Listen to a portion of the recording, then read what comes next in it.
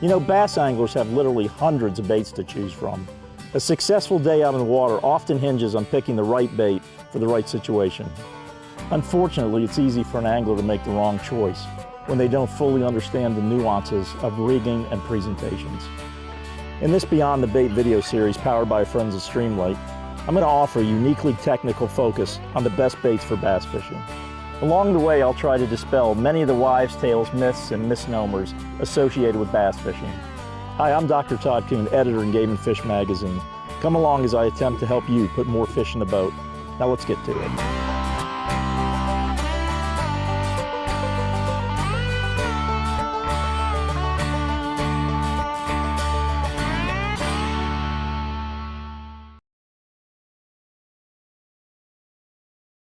You know, choosing the right line is critical to catching more fish.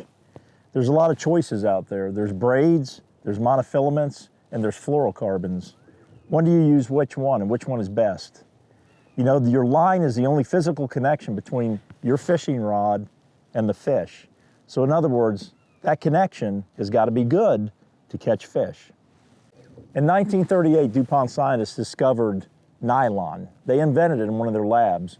In 1939, DuPont scientists turned it into a fishing line, a single strand monofilament that they extruded and sold to fishermen. The problem was that it wasn't very good. It wasn't supple, it was very stiff and had a lot of memory. So it went by the wayside until 1959. In that year, DuPont introduced Stren, a new clear line, to fishermen, which was supple and manageable, and we all know what Stren did. It introduced the new clear line revolution. You know, no matter whether it's a fluorocarbon, a braid, a super braid, or a monofilament, all fishing line is made of polymers. They're affected by monomers, which change the complex building blocks into a different structure, but they're all basically the same line. Fluorocarbon and monofilament lines are one extruded strand. On the other hand, braids are several strands, 5, 6, 7, or 8 strands that are woven together much like a rope.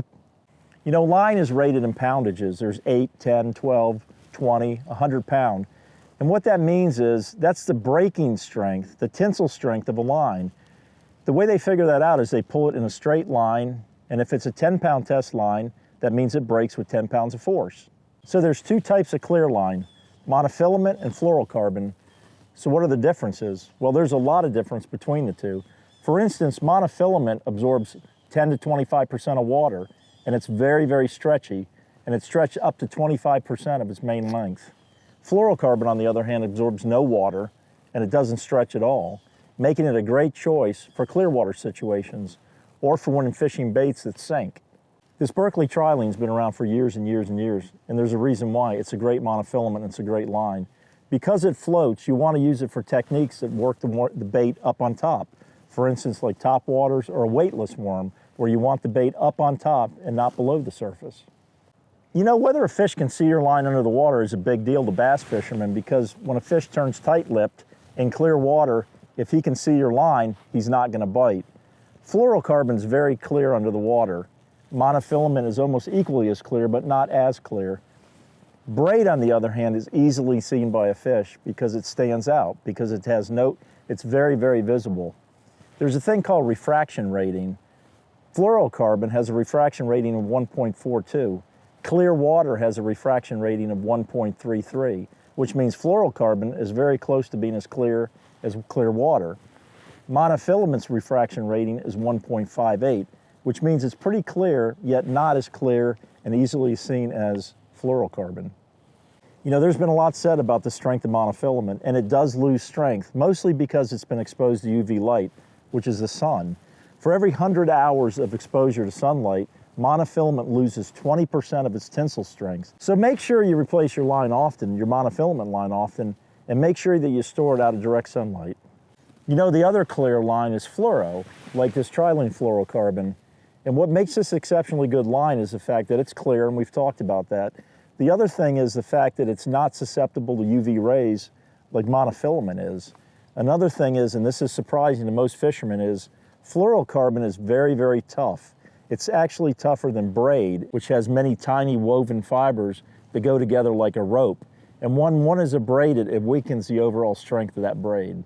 Fluorocarbon shines because it has very low stretch, typically 2 to 5%. Monofilament, on the other hand, stretches up to 25%. The fact that fluorocarbon stretches so little is important for a lot of applications in bass fishing. With low stretch, when you set the hook on a long line, you get a better hook set because you're not stretching the line, you're pulling the hook into the fish's mouth. Fluorocarbon is really great for applications when you want the bait to sink.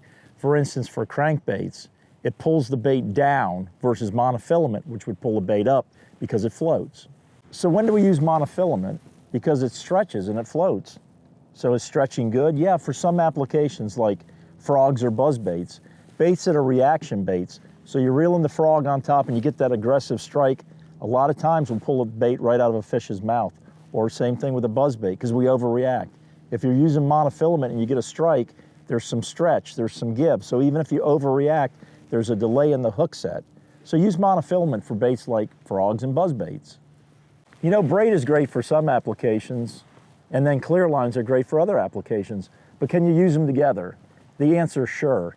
Use braid as your main line, and then use a clear line for leader material. You know, the reason why you want to use braid as your main line, because it's smaller diameter than a clear line. You can get more on the spool and make longer casts. You know, braided line has been around for decades. Originally, Dacron was the line that your grandfather and his grandfather used way back in the day, and for good reason. It was the only thing available. There was no monofilament and there was no fluorocarbon. They had yet to be invented. Modern braids are made up of several fibers that are woven together, much like a rope. And when woven together, these tiny fibers, which make up a rope, make it for a very, very strong fishing line. You know, braids have many advantages. For instance, I like the fact that it's very, very sensitive, and that's a function of the fact that it stretches very, very little. It floats, which is great for top water applications. And I feel a backlash is less than monofilament and fluorocarbon line. You know, braid does have some disadvantages. For one thing, it can be very expensive. Another thing is it can be highly visible. And absolutely, one of its worst attributes is the fact that it digs into the spool when you set the hook, making it hard to make a return cast after you've set a hook on a fish. Another big advantage of braid is the fact that it's 25 to 50% smaller in diameter than a clear line, which means you can spool much more line on a bait casting or spinning reel. Braid, like any other line, is rated in poundage, 16, 18, 65, 110. That's the poundage. Now, how do they measure that? They pull on it, just like any other line, to give it a breaking strength or its tensile strength, hence the poundage rating. So we know all about braid now, but when do you want to use it? I like to use braid anytime I'm power fishing, for instance, when I'm flipping or when I'm punching. These are great applications for braid because it's very, very strong, it has low stretch, and you need the power of that low stretch capability to set the hook and drive those big, heavy gauge hooks home. Hey, thanks for joining us on this episode of Beyond the Baits, powered by Streamlight. I hope some of the information contained in this video will help you become a better bass fisherman. For more information about bass fishing and other outdoor topics, join us at gameandfishmag.com or pick up a copy of Game and Fish on a local newsstand near you.